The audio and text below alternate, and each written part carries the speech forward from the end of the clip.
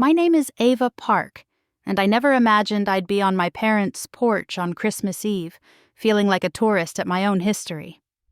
The Victorian glowed, laughter spilled into the cold. At 32, I was the Harrington family's heretic, the one who walked away. Daniel followed our father, Victor, into Harrington Holdings. I chose something else. Wasting your potential, my mother, Elaine, would say. They didn't know I ran Pinnacle Development now, the firm set to finalize a 9-figure acquisition of Harrington Holdings tomorrow.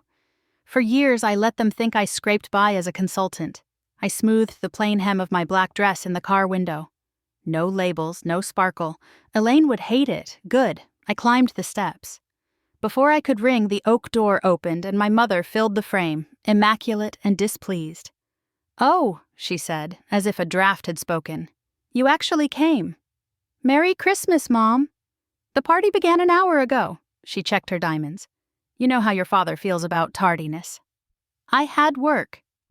"Ava," came Victor's baritone from inside. He joined her in the doorway. "We were clear about this year. Tonight matters to the family." "I'm still family." Elaine's smile thinned. "Not when you embarrass us. The representative from Pinnacle arrives any minute. We can't have distractions." Headlights washed the drive. A black Bentley slid to the curb. Ethan Rhodes stepped out, my chief operating officer and the envoy they'd been courting. He took the steps 2 at a time, nodded to my parents, then to me. "Evening, boss." Silence shattered. Victor's hand tightened on the doorframe. Elaine's pearls trembled. "Shall we go inside?" I said. "After all, it's Christmas." The foyer smelled of pine and polish. Chandeliers scattered gold across marble. Conversations hiccuped as I crossed the threshold. Faces from childhood recalculated me. Daniel stood at the hearth, champagne lifted, his fiancée, Karina Wells, all diamonds, on his arm. "What is she doing here?" he said, not bothering to whisper. Ethan's tone stayed courteous, ruthless. "Miss Park and I need 5 minutes on acquisition terms." The word fell like a dropped glass. "Acquisition?" Daniel laughed, brittle. "You've been negotiating with me."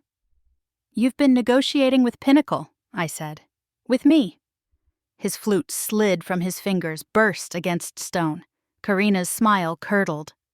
Uncle Martin, a senior partner, paled. Elaine recomposed herself, bright and false. "Marvelous. Our Ava has done so well."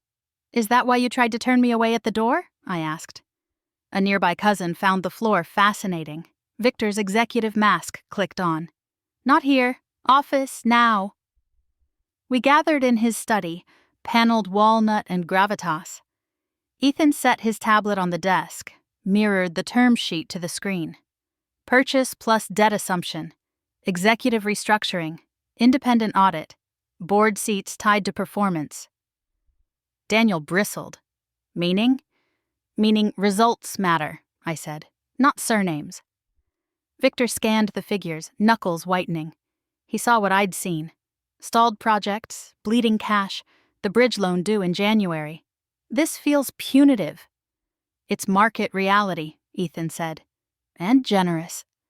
Elaine's pearls clicked like a metronome. "You planned this." "I planned a life you told me not to want." I rose. "Tomorrow at 9, sign and we steady the ship. Decline and the bank will finish what mismanagement started." No one argued. Pride is a terrible flotation device. Morning came hard and bright. At 9, the Harrington delegation filed into my conference room. Victor, Daniel, Uncle Martin, 2 board members, and silence.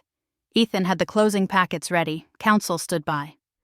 "Before we begin," Victor said, jaw tight, "I misjudged you." "Today is business," I answered.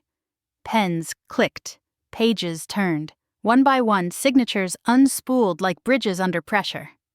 At the indemnities, Daniel paused. "You'd really let us sink?" "I'll let the market decide," I said. "This deal gives you a vessel. Steering is on us now." He signed. Countersigned, stamped, complete. Harrington Holdings became a Pinnacle subsidiary. Salaries preserved, debt triaged, governance professionalized. Relief passed through the room, followed by the small grief of endings. Elaine waited in reception, pearls set. "Family dinner tonight," she said quietly. "We'd love you there." I remembered the door closing, the word embarrassment like frost. "I have a meeting." Her nod faltered. She stepped aside. After they left, I walked the corridor of project photos. Riverfront parks, restored mills, roofs seeded with gardens. Not trophies, promises kept. My assistant buzzed. "Your 10 o'clock is here." A young planner, Mira Dawson, clutched a portfolio. "No one takes me seriously," she said. "I don't have the right last name." "Neither did I said. "Show me your map." We spread her sketches, transit spines, housing over markets, daylighted creeks stitched into neighborhoods, audacious and careful, a city that would have welcomed the person I used to be. "Let's fund the pilot," I said. "Merit first." Snow feathered the glass. I texted Elaine, "I wish you well. I'm building doors that open for work, not pedigree."